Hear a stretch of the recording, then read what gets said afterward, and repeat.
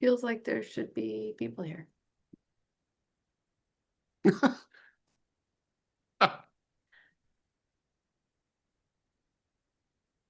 Oops.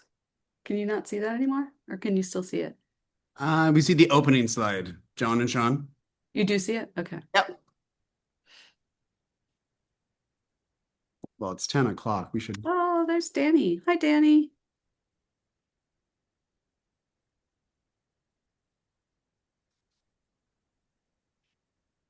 Should we come on?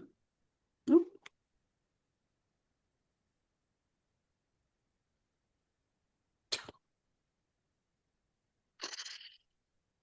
All right, everyone. Welcome to this Ask Me Anything on AI. We're just going to wait another minute or two to make sure everybody is able to join before we get started.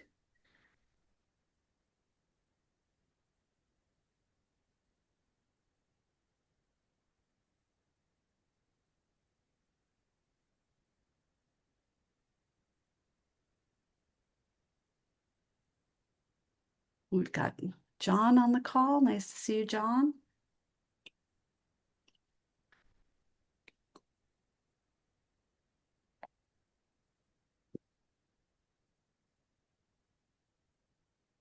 All right, let's go ahead and get started. So I'm going to do some introductions to what we're doing today, and then I'll hand it over to the stars of the show, John Horodisky and Sean Avercamp. So, hello everyone, and welcome to this webinar. I'm Amy Rudersdorf. I'm so glad you're here today to join us for this Ask Me Anything on AI. This is brought to you by AVP. We are a digital asset management consulting company, and you can find us at weareavp.com. So just a quick rundown before we jump in. John and Sean are our presenters today, and they'll introduce themselves in a moment. And then we're going to go straight to Q&A. So we've got some questions already sent in, and we'll be taking more from you live through the Q&A function here in Zoom. So drop your question in anytime, and we'll work through them throughout the session. So a couple of quick mentions. First of all, John offers a free 30-minute one-on-one to talk through whatever's going on in your dam. Dropping the link in to the chat now. Link is there. This is an open invitation, no strings attached. Just an opportunity to talk to John and get some feedback on how your dam management is going. And if you're sitting on a dam platform with AI features you're not using yet, you should definitely check out our AI Accelerator service, again, at weareavp.com. It's built to help you go from AI potential to AI performance. All right, and with that, I will stop sharing my screen and hand it over to John and Sean for introductions. All right. Thank you, Amy. Good morning, good afternoon, good day, everyone. For all those joining all around the world, my name is John Horodisky, Managing Director, Strategic Client Growth here at AVP. I've been doing this damn good stuff for 25 years now. Came into the business as a librarian and as an archivist, so I came in with a very much of a data focus going forward. Started my career at Electronic Arts, doing their digital asset management, went into the consulting space after 10 years there, consumer packaged goods, insurance, pharma, media entertainment, all those fun different types of clients. I also teach a graduate course at San Jose State University in California.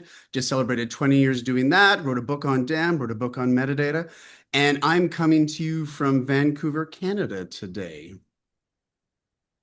And over to Sean. Thanks, John. Hi, everyone. I'm Sean Avercamp. I'm Director of Technology Consulting at AVP. I've been with AVP for a little over 7 years now, but I did get my start in libraries and archives. So have a lot of experience working with metadata, with DAM.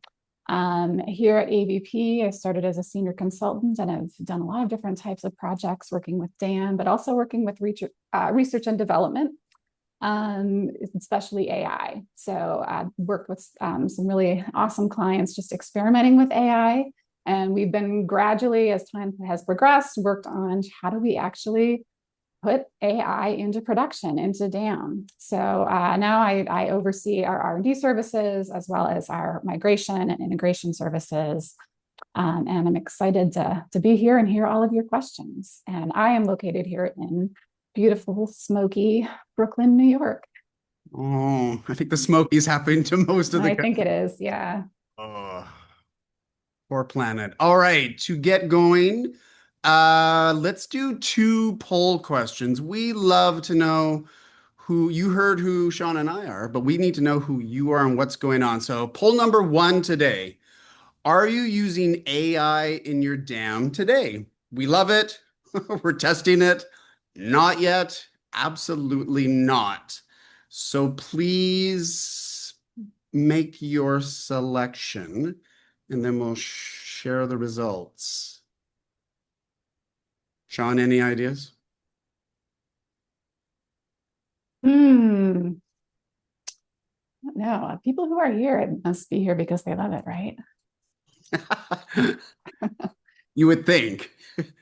And the results are whoa, lots of everything. All right, 20 not yet is the 40%. So there you go. So and also we're testing it's at the 30s, Sue. So 72% of you are in that phase. We love it 20 and the absolutely nots of the 8. Interested to know what that means about the 8s. But that's interesting. That sort of tracks. Love to hear that there's the testing people out there. Love that. Very good. Poll number 2. Are you planning to use AI in your DAM in 27, 28? You know, sometimes we do those future planning budgets for our organizations. Are you planning to use DAM? Yes, no, to be determined. And I don't know. I do not know. Now, I think this one will be the yeses. I think people are planning to. I like to believe in good planning. So that's what I think. What do you think, Sean? Planners? I think we got a lot of planners here. And the results are Yes. overwhelming 60%. You surprised? I'm not surprised. No. 30% TBD. That sort of makes sense as well. I mean, it is budget cycles and all those things, but 60% of you. So that means we better know our AIs and our DAMs and those other things going forward. Well done. Thank you so much. Again, this is an open conversation. We'd love to hear you. We already see questions going through the Q&A. So, and as Sean and I are talking, feel free to comment, provide some feedback. Let's make this, you know, sort of interactive as possible. Well done. All right, questions.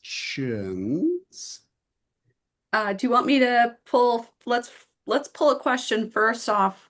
We received questions ahead of time, as well Yeah. as the questions we're getting in live here. And I think we should start with a question we got ahead of time. So I will read it out and you all can answer it. The question is, how do you think AI will change the jobs in DAM, those of DAM manager, librarian, specialist, etc.? And do you think the work will become easier or harder? Will there be more work jobs or less work and fewer jobs? That's a good question. I guess I can start off with that. Changing the jobs in DAM, like I definitely think, and I know John will have something to say about this, is that we're going to get into talking about governance, I'm sure. I think, you know, if you don't have governance yet, good metadata, good DAM governance yet, you're going to need it. Because I think a lot of AI implementation is going to require that you get serious about metadata governance. So a lot of DAM jobs, I think, will be around enforcing that governance. So that could be setting standards, enforcing standards, quality control, just, you know, making sure that the data that is created by AI is going to be quality. So I think governance is going to play a stronger role, and that is really going to affect what people do in those jobs. Mhm. I think work will become easier and harder. A lot of DAM platforms are building in features, like really robust features. It's a lot slicker. It's a lot easier to do things in DAM than it used to be. There's all kinds of features for batch editing, for managing certain restrictions, access, fine-grained controls over data types, and just really easier to use interfaces. So I think that the DAM platforms are certainly going to help make that job easier, but really knowing your stuff about how to enforce that governance, how to carefully and responsibly introduce AI into your DAM, that is going to require more skills, maybe new skills that DAM professionals don't have yet. John, do you have more to add to that? Yeah, I mean, there's certain things that AI can do, and one of them that they can't do is sort of talk about the governance. So I do love that. If you don't know your governance, why not? Maybe that's a to-do item for you today. Today's Thursday. Maybe Monday, go back and start governance of your organization. But definitely, times have changed. Times are definitely changing. This is a question we do get a lot here at AVP, whether it's through our clients or people we meet at conferences, is what is that change? And the days of DAM being that sort of single, solo, large thing that was installed in IT is certainly has changed for sure.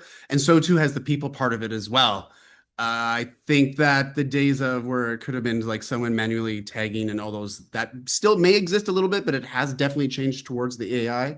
Definitely what we have seen in the industry are more interest in sort of like the taxonomy, business vocabulary, metadata design, because you do need to know those product codes very well and the sort of standardized vocabulary structure going forward. Definitely governance and rights management. We here at AVP have definitely seen an upswing in the discussion on rights and licensing and that silly thing called the EU AI Act and the California Artificial Intelligence Act. So definitely sort of that governance rights management space. Something we did see this year at San Jose State University, interesting, in the library program, which is called the iSchool, they've now started offering prompting courses. So Gen AI, I'm Gen X, Gen AI sort of like courses on like how to have prompting skills. I think that's awesome. I think that's really interesting. Does it mean that all of you need to have those skills? Not necessarily, but if you do, I think you're going to have an advantage over others. And then you just continual, I mean, we at AVP love continuous improvement. And I think if we are able to do things like good log analysis, finding where the AI is working, yes or no, you're going to be you'll be more well prepared going forward. So yeah, times have changed. Interesting times. Good question. Good question. Thank you. All right, let's take a question that came from today's audience. And the question is, can you all see it? It is, we are interested in adding an AI layer to help enhance our metadata, but we do not have a full DAM solution. Already have one, but it doesn't have those features. Any products you recommend I check out? Hmm. Hmm. Sean, do you want to try that? I'm not sure about the AI layer part. Yeah. I'm assuming this is asking for products where you can feed your metadata in and do some type of manipulation or feed your assets in, images, whatever, get metadata out, extract that. So some kind of pre-DAM processing where maybe you can't, or you don't have a DAM, or you don't have those features available in your DAM, or the DAM doesn't have the features that you want. Hmm. Um, And anonymous, if you're still here, yeah, if you're please still here, fill that you have in. a little more detail you want to share. I also took that, Sean, as like a pre-dam question. Like we might be getting dam in a year or so, but we're using some AI to help us type of thing. But definitely would love to know a little, just a teeny bit more. Well done, anonymous. I don't know if they're coming through for you or you see that, Amy, or not, but No. Maybe you could anonymous throw it in the chat and we could talk about yeah. it. Hmm. In the meantime, I have another question that came in prior to today's session. and that is, what metadata is most valuable for AI-powered discovery? Love that one. I can go first on this one.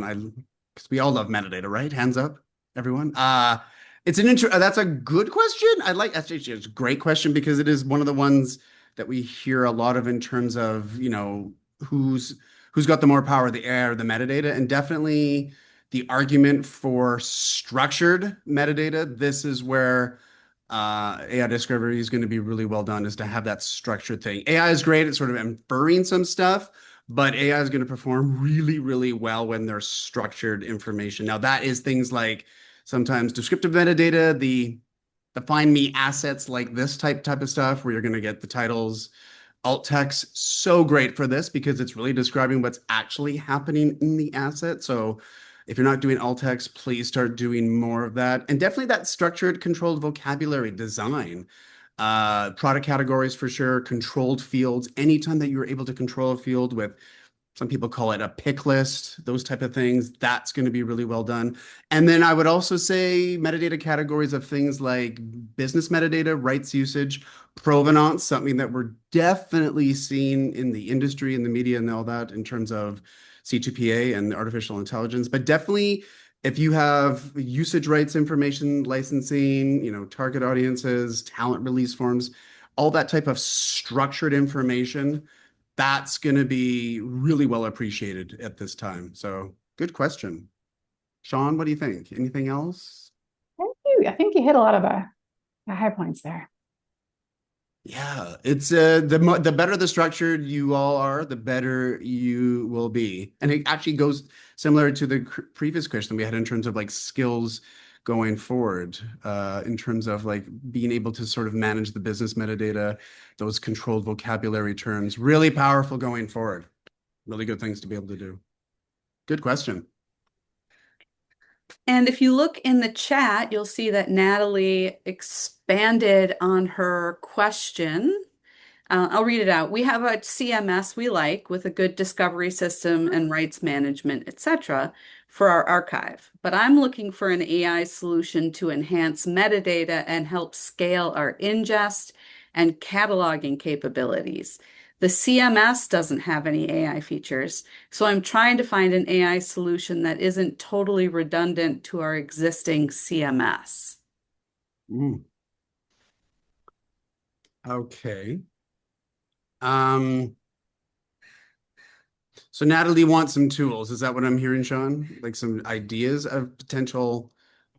I think so. And I will say I'm not super familiar with products out there that will do this for you. I think pre-DAM ingest, like I personally, like internally at AVP, and tools that we're using to help people transform, clean their metadata before ingest are really more, we're just kind of using the big LLMs right now.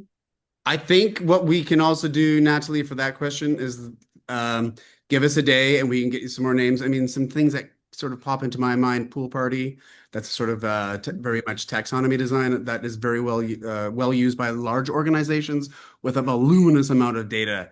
So Pool Party is one, but I don't want to just say one name, and I'd like to provide a few more answers. I do know a lot of people are using Gradial right now as well, Gradial, Gradial.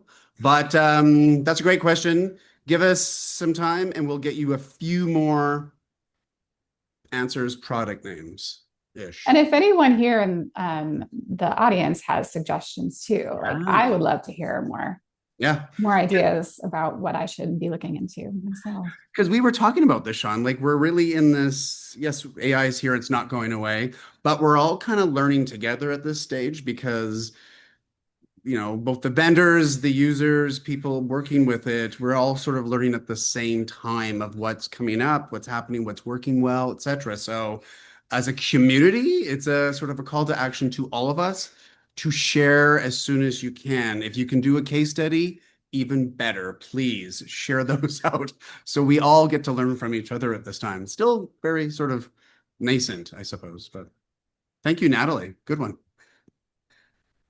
Here's another question that came in prior to the session.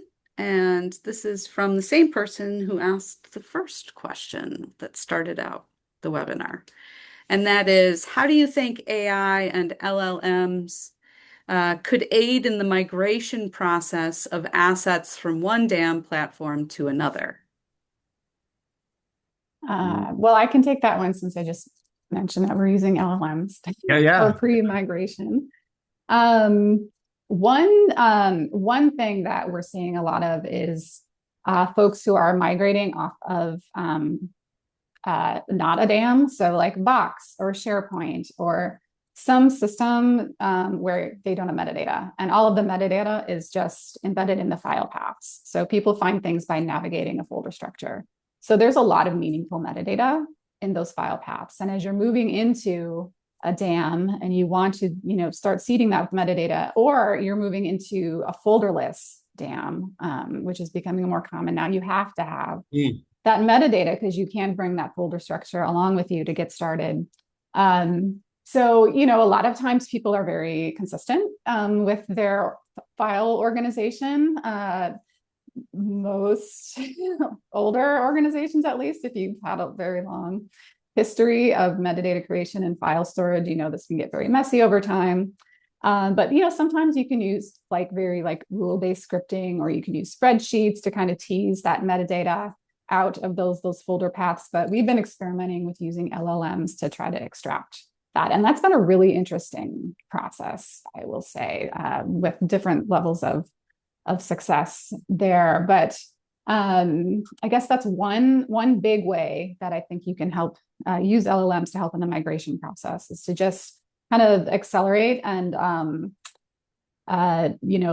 make that process of extracting metadata from folder paths more efficient, because it is quite a big job. I guess other things, I think maybe helping you, I haven't used it for this as much, but helping you with the analysis of those folder paths to just give you a sense of what's there. If you have a very large volume of assets and you need to really get a sense of what's there to help you design your metadata model from scratch. I think LLMs could help you with that. We haven't really used it for other just field specific metadata transformations yet, partly just because of, mainly trust issues. You need to do a lot of testing, and it's still, QC, you really got to have a good QC strategy. But I don't know, John, have you heard of other folks that are using LLMs for migration? No, again, you sort of lead, well, you do lead all our migration efforts here at AVP. You know these things. Yeah, again, I know you're out in the world more than I am. But again, this is where we need to share with each other a little bit more, because if there are some things that are working well for you, again, please share. Yeah, interesting. Good question. Very good question. Whoever that was. And if you get a chance, Sean and John, there's some good chatting going on. Great. People are answering Natalie's question, which is great. Oh, I love that. Oh, well done. Okay. All right, we have one more question from the audience here. So I am asking folks, please ask questions, so we have we don't have to go just with our prepared questions that have come in ahead of time. This question is, vibe coding is the new trend. What are your thoughts on using DAM APIs in vibe coding solutions, or building new features functionality that aren't provided out of the box? I'm reading the question slowly again, because it's almost like an opinion question, but I think there's a little bit more to it. All right, so definitely, if everyone does not know, and I love definitions, vibe coding, it's natural language coding using AI. That's sort of the easiest way to sort of describe it. What are your thoughts on using it? Sure, let's do it. Let's play. I think the opportunity to play, we've got the technology to allow us to do these types of things, so I think it's interesting. My concerns would be, make sure it's above the board. We do hear a lot of something known as shadow IT, where people are not sharing what they're actually doing, and they go home and Dear Claude, I love you. Please help me with my life and job type of thing. So as long as the vibe coding is happening in an environment where people are aware of it and you're sort of sharing the results of that, I do like that. Again, it's a hint back to governance, but I do like that. It's there again. If someone has actually been using this with damn APIs and have built something, please please contact Sean or I afterwards.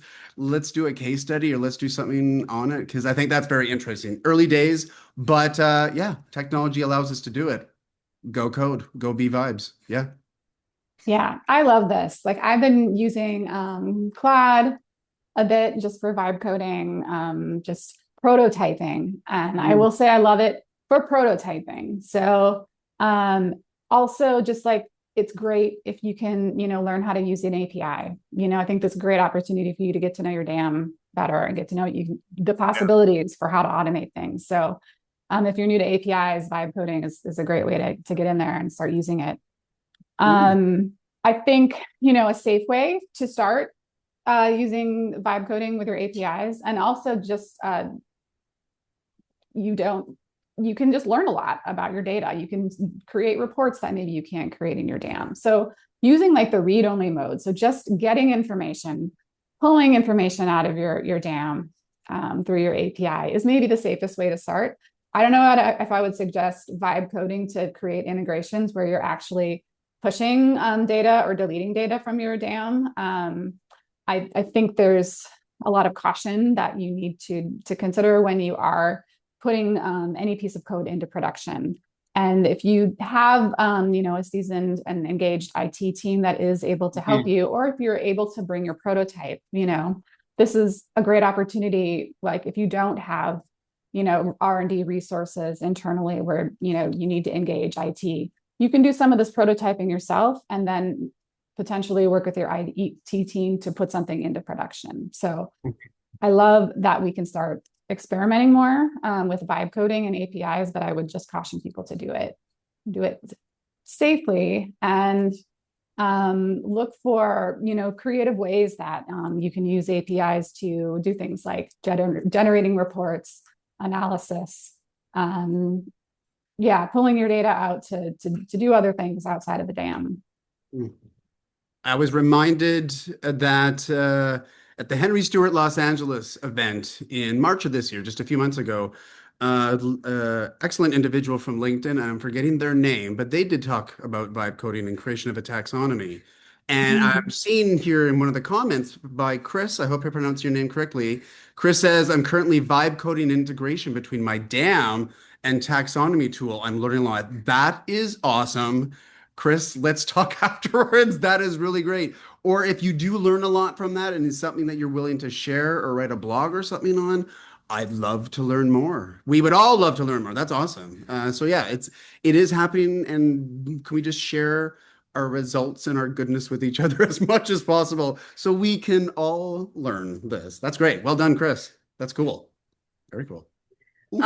So there's a question that is a follow-up, and there's a question before that, but this one makes more sense to answer based on what John just said. And this is from John. And it is, do you have any tips for the go-to virtual hangouts or places where DAM professionals stay on top of DAM plus AI, connect with other DAMers, etc.? Loving this conversation. Thank you, AVP. Virtual hangouts and/or real. Do you have any tips for the virtual hangouts or places where DAM people? Oh, Damnation. I've not heard of that. I haven't heard That that just hashtag Damnation. I know within like the library, archives, and museums community, there is AI for the number 4 LAM, LAM. That has a very active and engaged community. They have a conference every year. They have a Slack channel. I think that even if you don't work for a library, archive, or museum, I think you'll find a lot of the discussion there useful because LAM, they are working with DAM. So I would check that out. I'm not sure. There's a very large active DAM meetup group in New York City. So, John, I'm not too sure where you are, but New York City has a very large one where they get together, I think, on a quarterly basis. for drinks and conversations, commiserate, all the right things and words that you need to be doing. LA also has some sort of unofficial sort of a DAM meetup that happens also biannually, maybe every 4 months, something like that. Obviously, we at AVP, when we connect in cities, whether we're at clients or conferences, we like to have DAM drinks. We'll have some coming up in the future. New York, July.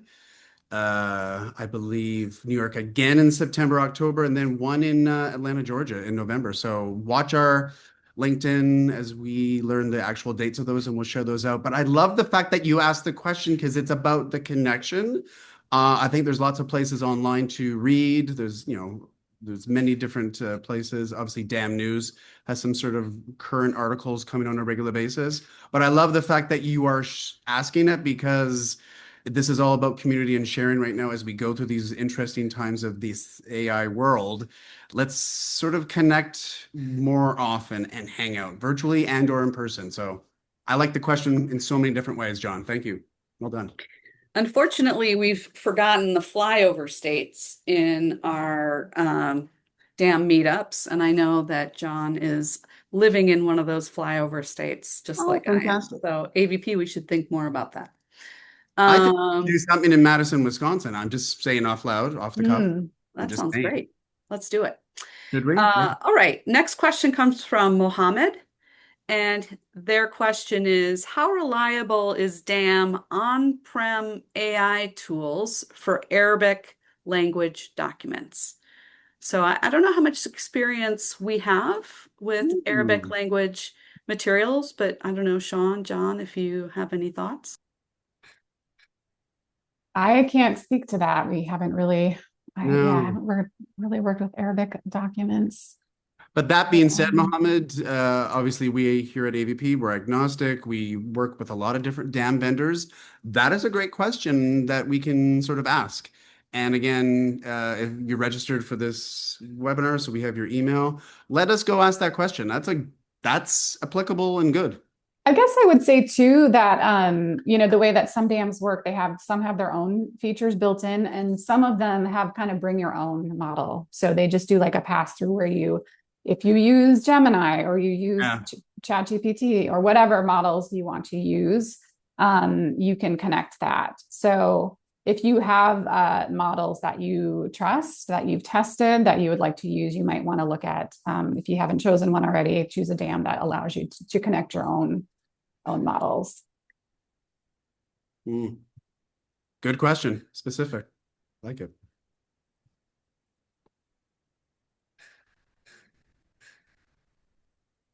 All right. So here's a question that came in ahead of the call.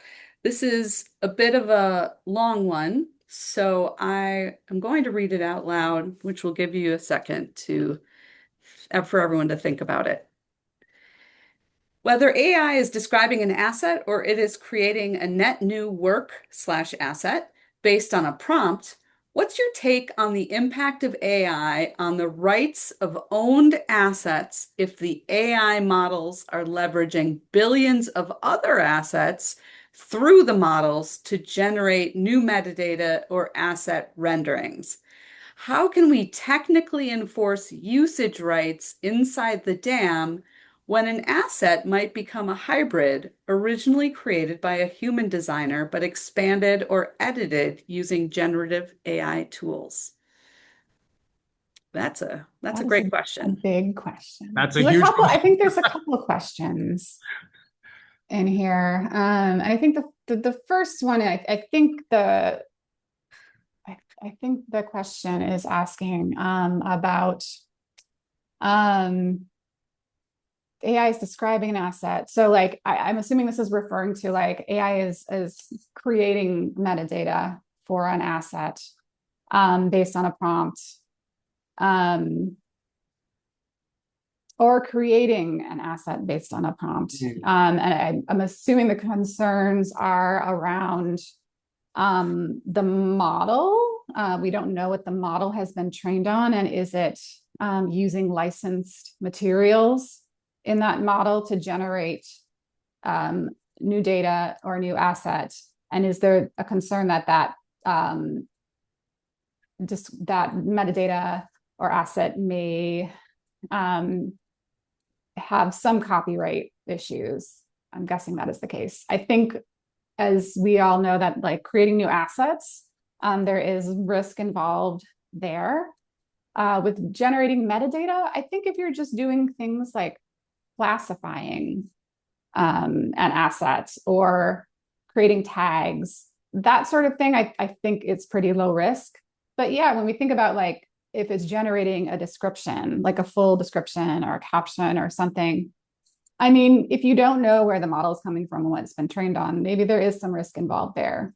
Regardless, I think the first step is to maybe go talk to your general counsel and see what their policy is on AI tools.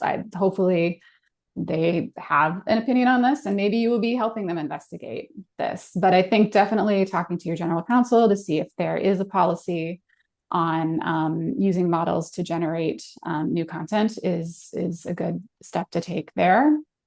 And I think the second question is more like, how do you, so when you have, it sounds like when you have generated assets, AI generated or hybrid generated assets, maybe that's the case where you're using like Adobe to do like generative fill or something on a background or something like that.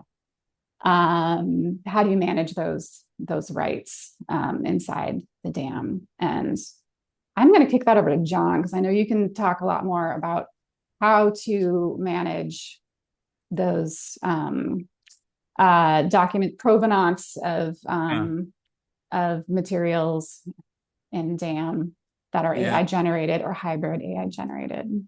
And it's interesting. And again, thank you for everyone for being a part of this community. So Annie has dropped in copyright.gov AI. If that's not something we are reading on a regular basis, please add that in addition to the New York Times and NPR. Please read that on a regular basis. And then Daniel Goodman, AI image generation is very hairy. That's like a panel conversation. I love that. Well done.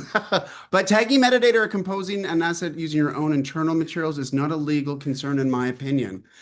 I think I kind of agree with you on that one for sure. But to Sean's point, I think what we're seeing here is we're in these weird times, right? Where AI is happening, what's working well, what's being used, what if we did use an AI generated something, what about the metadata? We do know that legislation is here.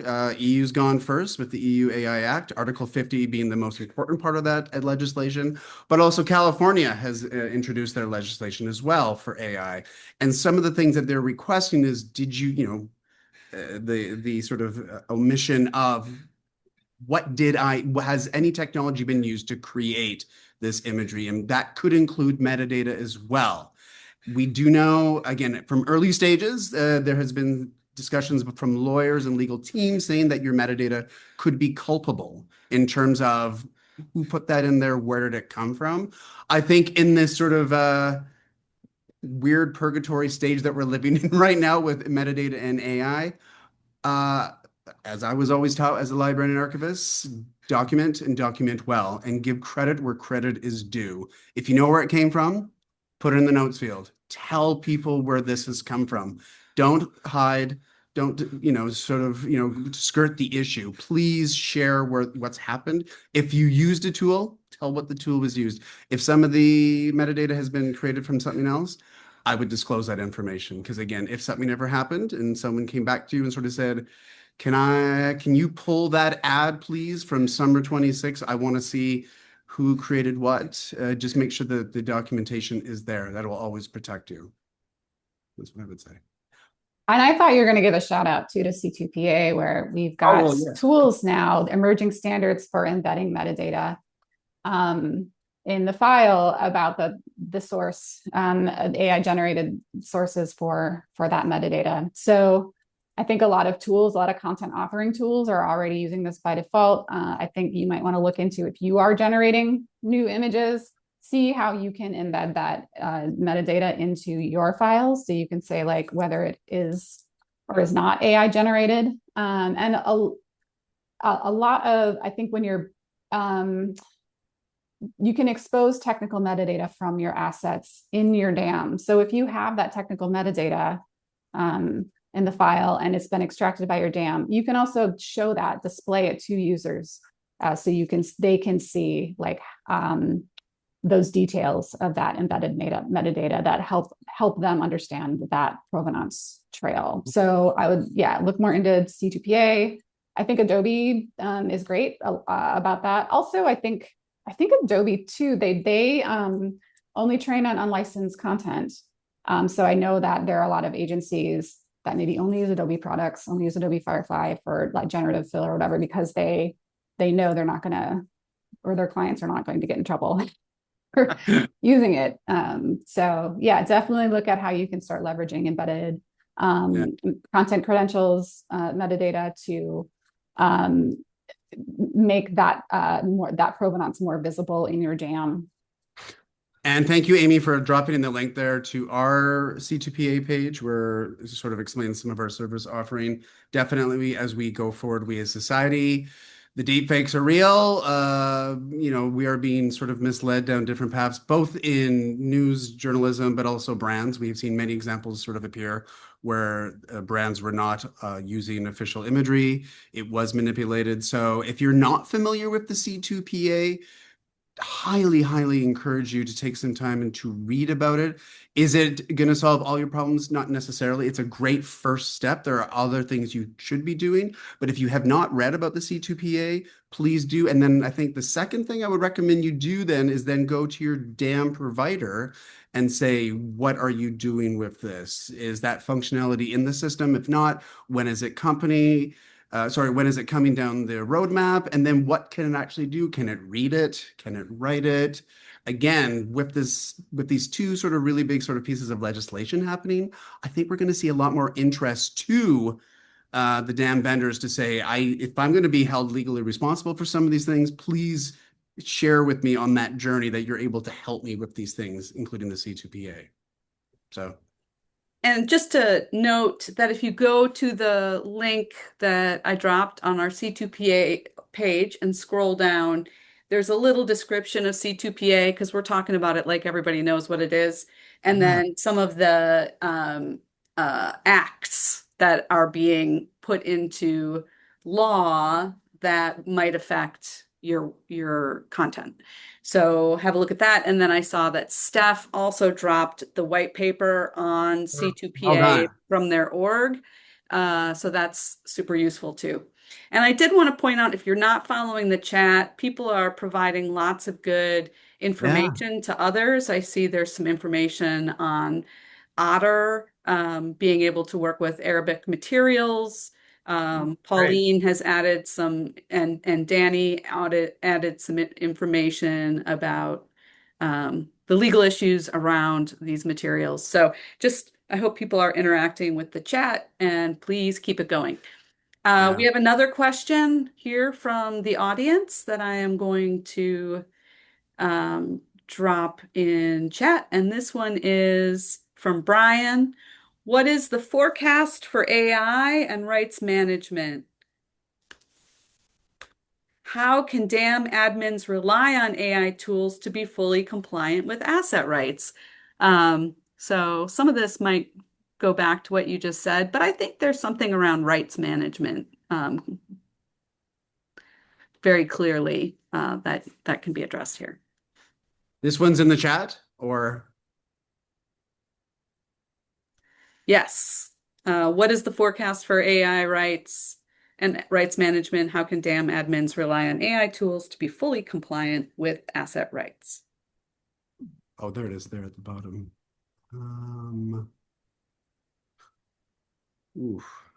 Sean, do you want to? Where is this question?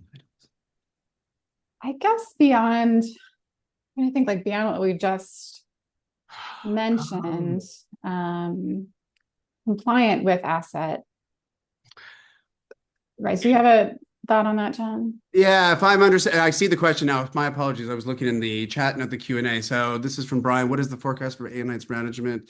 How can DAM admins rely on AI tools to be fully compliant? I mean, there's a question. I mean, that's a whole seminar in itself.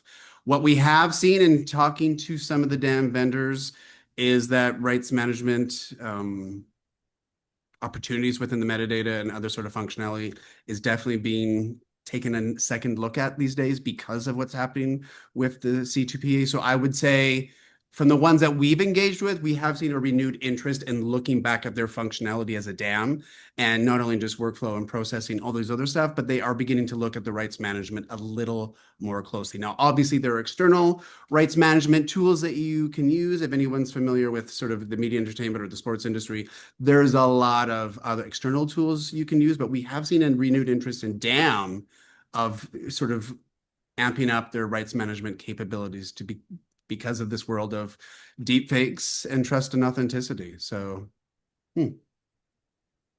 Sean, anything else? No, I don't. I think you. That's a great question. And I That was a good think question. for Brian, I mean, I also think let's keep asking that question every quarter, and I think it might change. Again, we're agnostic. We work with a lot of different DAM vendors, but we have seen this renewed interest. I'd love to then go back in, November and see what they have done or what they're doing to be compliant and to allow that in. Yeah. Legislation changes everything. We all remember when GDPR came out. That was interesting. A lot of people were like, it's not real. And then it did become real and you had to follow through. So the C2PA, or sorry, these two pieces of legislation in Europe and California are real and they're going to happen. So if it's a trigger to help many of us sort of change some of our product offerings, well done for the DAM vendors to do so. So good questions. Well done today. All right, we're going to go back to a question that we got ahead of time. This one, we kind of answered this one already about have AI capabilities change the skills required of DAM professionals. Someone asked that early on. Here's a question about governance, which we love to talk about here at AVP, and it is, who is responsible for governing AI within DAM? Oh my goodness. Sean, do you want to talk? I don't know. I feel like you're the big governance cheerleader. Well, if we were in person, I'd love to see some sort of hands up on this one. Who is using governance? And governance is not something you buy off the shelf per se. It is actually the people power behind this. One of our sort of issues or sort of tenets here at AVP is that sort of, we believe in an operational model where governance is a part of this, where we are able to meet together on a regular basis. So if I understand the question correctly, this is a shared responsibility. It's not just one team. You want to pull in different people within your organization to make that work. So if you're in marketing, make sure there's a few of those folks, but then get some creative folks in there. If you're in a 3D world, maybe add some DPC people as well in there. Get some legal folks, get some IT folks. Have an interesting mix of individuals to think about that. We've seen examples where there have been governance teams. There has been a sub group of the governance council that deals just with metadata. We've also seen where IT has held AI discovery sort of sessions and councils, but then we've also seen where they sort of come together for like a biannual conference type of thing. So this is, from my understanding, if the question is correct, it is a shared responsibility. Now, that being said, he, she, they, who is day to day with the DAM, they're going to have a definite bigger role to play, but you need a team behind you working together to sort of provide some of this input that you're able to go forward through. So, Sean, anything else on the governance-y?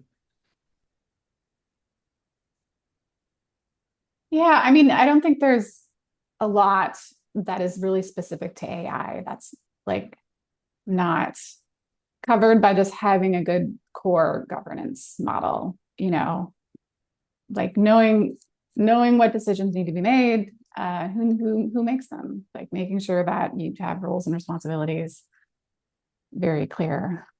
It's interesting. Daniel just wrote into the chat, DAM manager equals accountable. Yes. I mean, accountability there's always, I hate the expression one hand to choke, but like one, shaking a hand type of thing. But yes, accountability is definitely there. And whoever is in that position of the DAM manager, he, she, they will be responsible for a lot of those things. But again, a team behind them of governance and people and content stewards feeding those decisions in will certainly empower the DAM manager people to make more informed decisions going forward. Good ones. All right, I got another. I don't have any questions coming in from this group. I'm not seeing any in the chat or in the Q&A, so please drop them in. In the meantime, I've got another one that came in ahead of the call, and that is,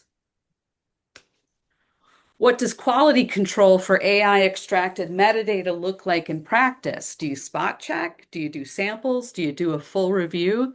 How do you handle it? Ooh. Hmm. Yeah, this is a good one. Um, yeah, it's the potential, right? It's like you can create so much metadata just in seconds, that it really does kind of put into question like how you're going to quality control all of that. You think about um, quality control methods that you may have used where you have maybe manual review. You might have somebody like eyeballing every record, or maybe you have done QC in spreadsheets before you've even ingested your metadata. These are not going to scale as well with the volume of AI metadata that you can create. So I think, the first thought I have is like, make sure you even need to create the metadata. I think, as always, let your use cases drive the metadata that you're creating. Just because you have the feature in your DAM does not mean you have to turn it on. So I think first, give good thought to whether or not you are going to use that metadata that you're generating, first of all, because it is going to be work to make sure that you have quality metadata. If you have done a migration before, if you've been become responsible for a new DAM and you've seen, like years and years of messy data, you think about how long it takes to clean all of that up. You think about what you need. John was mentioning, like what's good metadata for AI, for like agentic AI, for powering semantic search, that sort of thing. You need good quality metadata. AI also gives you the potential to create a lot of messy data in a much shorter amount of time than it took you to create all of the messy data from your current DAM up to date. So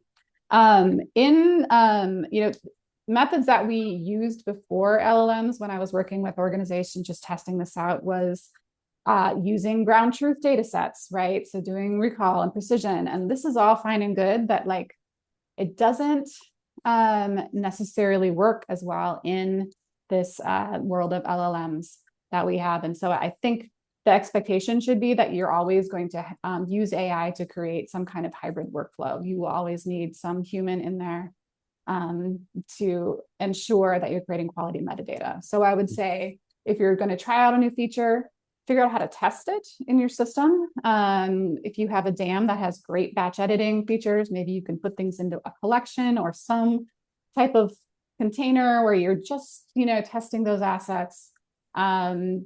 If you are able to get views where you can quickly scan things, that's helpful. So just really be creative with the DAM features that you have and other functionality that you have outside of the DAM to be able to quickly spot check. Another interesting thing that's come up in the AI for LAM space that I've seen is I think it's called like cross model correction, where it's like feeding your assets to multiple models and then overlaying them and just look at where the models disagreed as, a potential point of human intervention and correction. So there's a lot of good ideas that are coming out around how to correct in QC and ensure quality. So I would love to hear from other folks too, if they've come upon ways, but it's definitely something that you really need to pay close attention to, just thinking about the consequences of introducing messy data into your DAM. And I was fortunate enough to be at the Henry Stewart event. Oh goodness, 3 or 4 weeks ago in London, Henry Stewart Europe, and this sort of thing was mentioned, and Sean was absolutely correct on the human in the loop sort of theory. and this was something that was mentioned several times at the conference through presentations, is always making sure there's a human in the loop, that the humans are there to sort of, whether it's a spot check or something, that will always be involved. AI can run off and do its own thing, but at the end of the day, please remember to come back and have some humans take a look. We're great. We're available in all over the place. Humans are great. We like them. If We you got take a comment. nothing away from today, it's humans are great. Humans are Um, great. Yes. okay, so um, there's a question from Brian, and it's directed to John, but maybe Sean can answer as well. It costs a lot of money to use AI to index content. For some customers, it is a barrier to entry. What are your thoughts? From Brian, John, it costs a lot of money to use AI to index content. For some customers, it is a barrier for entry. Oof. And this is why it goes back to the vibe coding that John and I were talking about half an hour ago. This is why vibe coding is so cool, because it's sort of potentially a low-cost entry to that point. If I understand the question correctly, though, it costs a lot of money to use. Yeah. This goes back to something, this is not necessarily new to the discussion in terms of like solo librarians, solo DAM managers versus people who have a team of like 5 or 6 and are able to do so much more. It is a real issue. Yes. My thoughts are it is an issue. I agree. It could potentially be a barrier for some. That being said, as we sort of hinted a little bit earlier on, the vibe coding, that sort of natural language coding within something like Claude or something else is an opportunity for you. Again, I did see that presentation at Henry Stewart LA where someone from LinkedIn was able to use some things and do some positive vibe coding and taxonomy for their DAM. So I think while it could be a barrier, I think there's some alternatives. And thank goodness we live in a world where there are some potential low-cost alternatives to play with. But that's an interesting question. Sean, how would you I feel? read that differently, and maybe it's not, but it sounds like it's asking about AI to index content. So I'm not sure if that Oh, means using AI, enabling semantic search in your DAM. I will say that I don't work with the vendors as much, so I don't know much about the costs of that for customers about enabling semantic search. But that is semantic search. It does require, for every field that you want to index for search, you're basically adding a layer, or some similar to like a RAG, like you're creating like a vector search. It's a different way of indexing your content. I'm not sure, Brian, if that's what you're asking about, the cost of indexing the content for agentic AI or semantic search in the model. And I honestly, like, if that is it, like the case, I'm not sure if there's a way around that within a vendor system. But we did see a comment from Danielle. If you're going about AI tagging through LLMs, you need to consider controlled vocabularies and what happens when the models change, update. Does this impact the tagging consistency? Oh, for sure. And this speaks to something that Sean and I talked, about 30 or 40 minutes ago in terms of how important it is to make sure you do have a really well-maintained taxonomy and controlled terms to be able to do that. So yeah, there is the